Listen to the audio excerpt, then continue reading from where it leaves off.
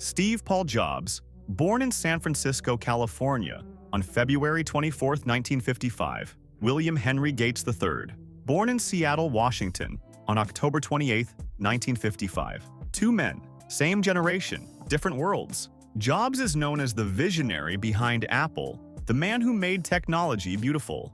Gates is known as the architect of Microsoft, the man who made software king. Jobs was adopted, raised in Silicon Valley before it was called that. Gates came from a wealthy family, a private school genius with early access to computers. Jobs believed in intuition and design.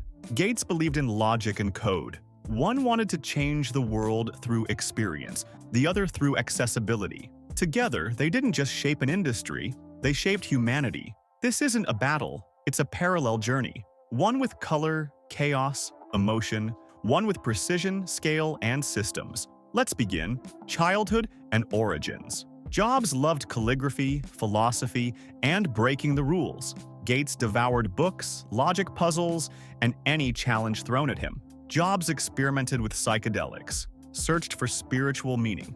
Gates coded games as a teenager, found joy in building systems that worked. Jobs dropped out of college after one semester. Gates dropped out of Harvard, but only after building the base for Microsoft. Jobs traveled to India, sought enlightenment. Gates stayed in Seattle, sought efficiency. Jobs saw computers as a tool to amplify human creativity. Gates saw computers as a tool to amplify productivity. Even in youth, their roads diverged. One was barefoot on the grass. The other was racing through chess strategies in his head. Two minds, two missions, same era, college, and vision. Jobs attended Reed College briefly. He never cared about grades. He audited classes he liked: typography, Zen Buddhism, and design. Gates was all about performance, always ahead of his classmates. At Harvard, Gates impressed professors, but classrooms bored him. Jobs saw college as a place for curiosity. Gates saw it as a stepping stone. Jobs said, "Stay hungry, stay foolish." Gates said, "Success is a lousy teacher." Jobs envisioned a computer that feels human.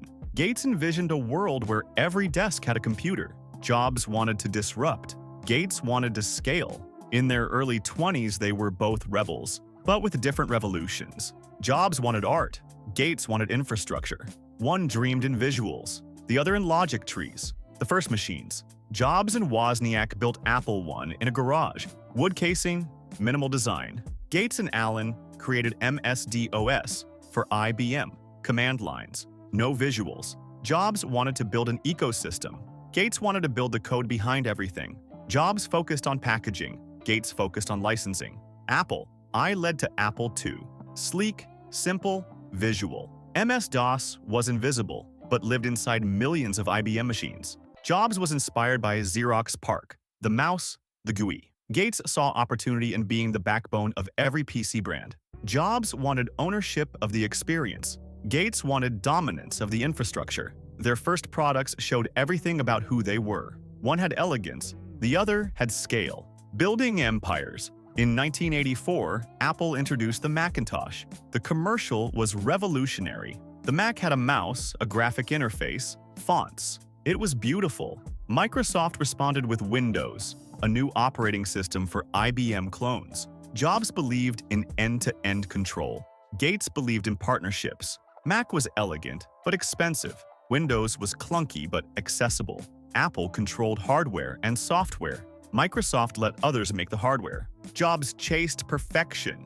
Gates chased distribution. Microsoft licensed Windows to everyone. Suddenly, PCs were everywhere. Jobs was fired from his own company. Gates became the richest man on earth. The empire was built not on design, but on reach. Design versus distribution. Jobs believed the product is the message.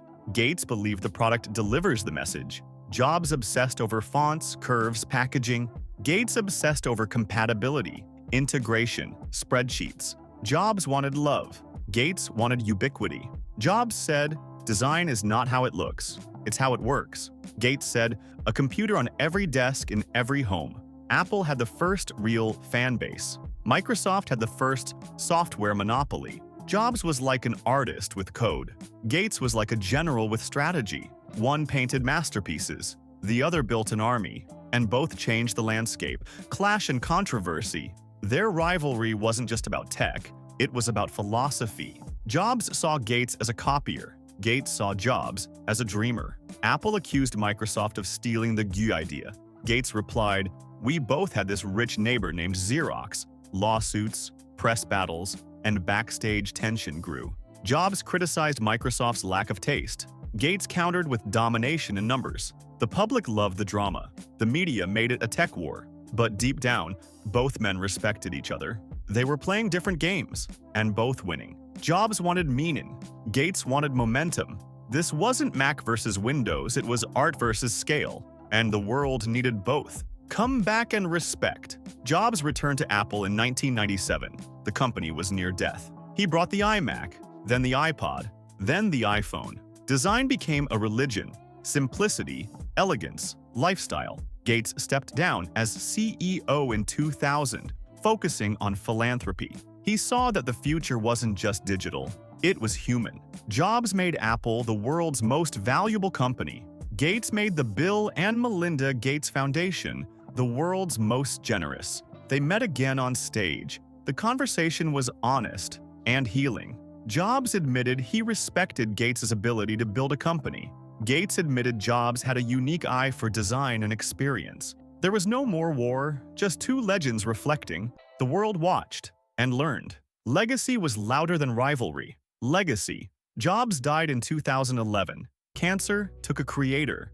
Gates mourned and praised his old rival. The world lost a visionary, but his ideas lived on. iPhones, iPads, iMacs, all shaped by Jobs' obsession with detail. Windows, Office, Azure, all powered by Gates' empire of logic. One designed the front end, one built the back end. One gave emotion to tech, the other gave access to the masses. One focused on the now, the other planned for the future. But together, they made technology human. They taught us that innovation is more than invention. It's about vision, grit, belief, and contradiction. If Jobs hadn't existed, design wouldn't exist. If Gates hadn't existed, computers wouldn't go public. Subscribe for more stories and billion-dollar timelines. YouTube's got something it knows you'll want to see next. Trust the algorithm. It's smarter than you think.